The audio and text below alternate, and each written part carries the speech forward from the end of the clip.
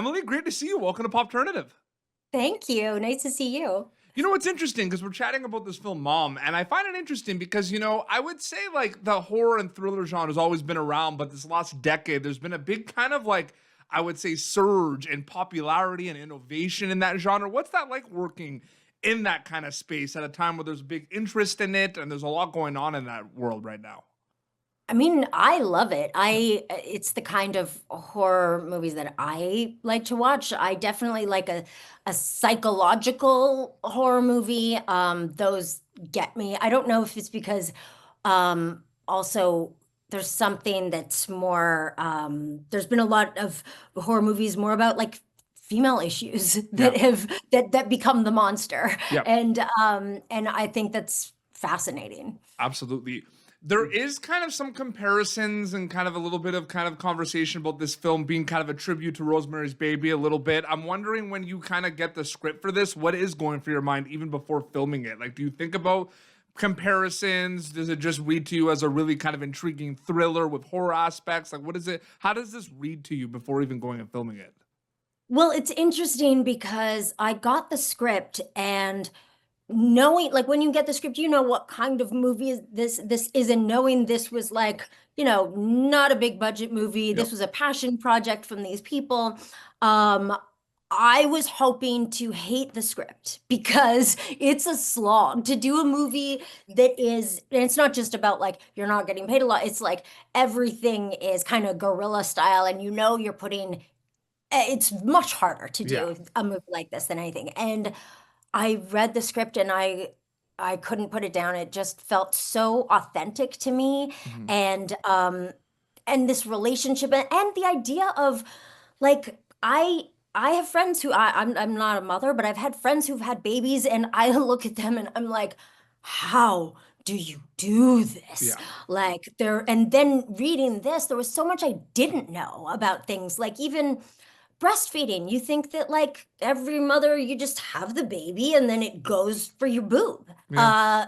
It's not like that. And a lot of people feel like there must be something wrong with them because they can't do this thing that's supposed to be so natural. It's like, it's heartbreaking to me. No, absolutely. And I loved that this was, if I'm going to do a really serious subject, I do like it to be delivered or attacked through a subgenre Yep. or a comedy or something. And this felt really smart. Absolutely. To kind of add to that a little bit too, because you did say, because I mean, I guess my filmmaker brain kind of thinks about these things all the time, right? Because it's like so much happens before you officially go to camera on something like this, right? Because you said even Yeah. like an indie film, there's a lot that changes, there's a lot of discussions with, the Mhm. team, the director, and everything. So from a storytelling acting perspective, Emily, you could see there's two journeys, right? Before filming something and after filming something, or does it feel like one Mhm. big journey with multiple steps in between? I'm curious about that.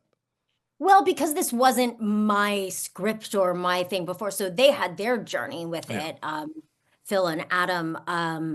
But it definitely felt like it was a big decision to decide to do this movie because, Meredith's in every scene and it's not like a fun thing to be acting every day. Yeah. So I wasn't like going to take a vacation, and I knew that if it had to be that good for me to want to do it, it felt like I had to. And I Mhm. was also like the passion of Adam O'Brien, the director. I just thought they were really in this for all the right reasons. Yeah, no, absolutely.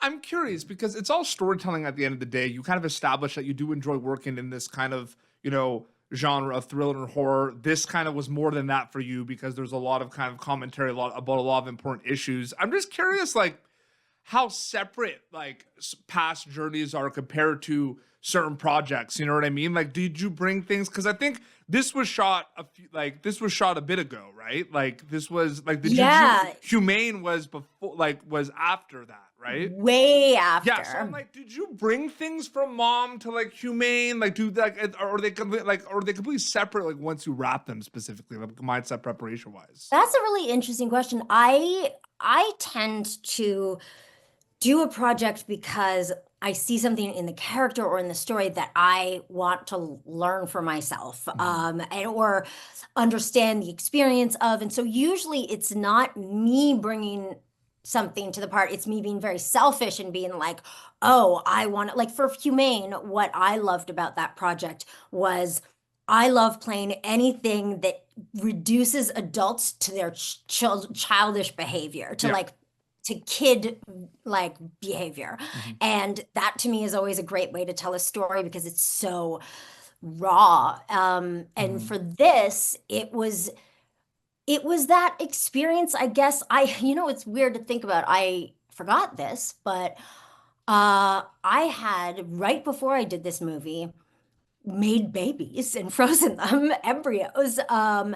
And when I did it at the time, I, wanted this for my partner and I never just wanted a baby. I never had that in me, but with somebody you love, you want, and they want that experience and stuff.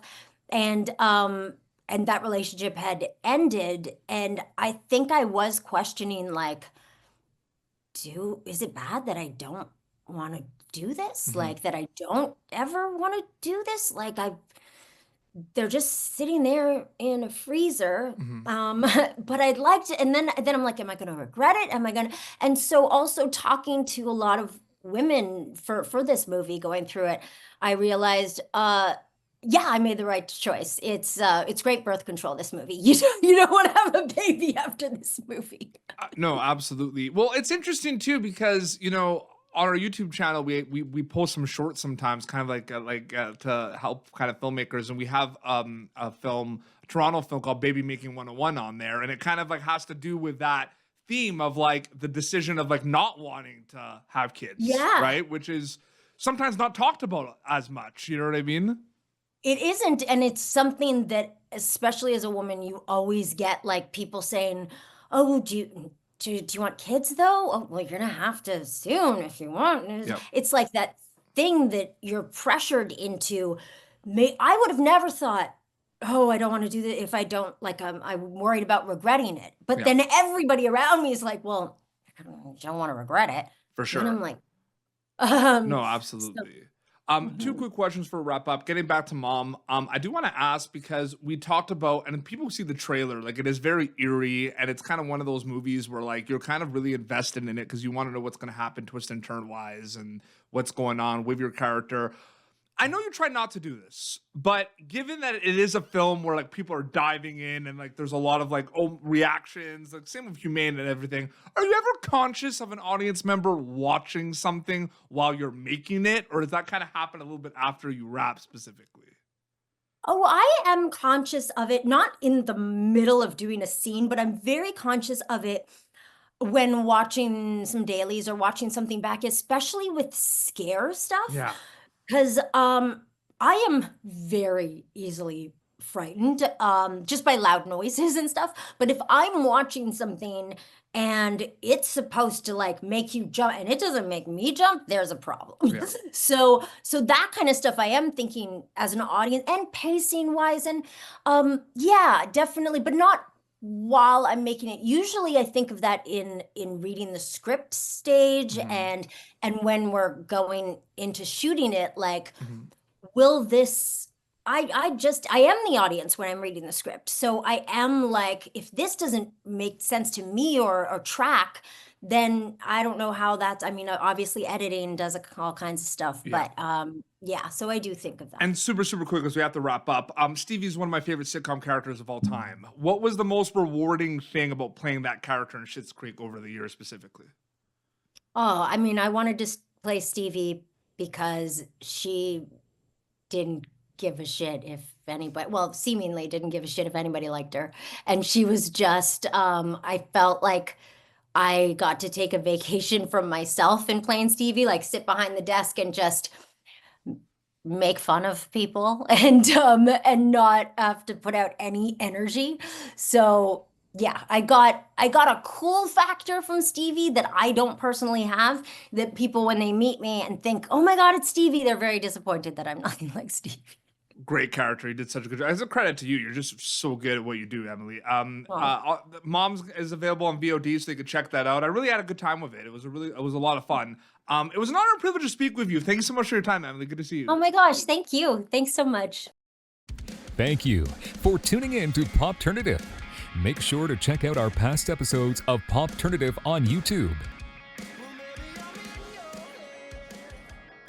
This has been an Autograph Communications production.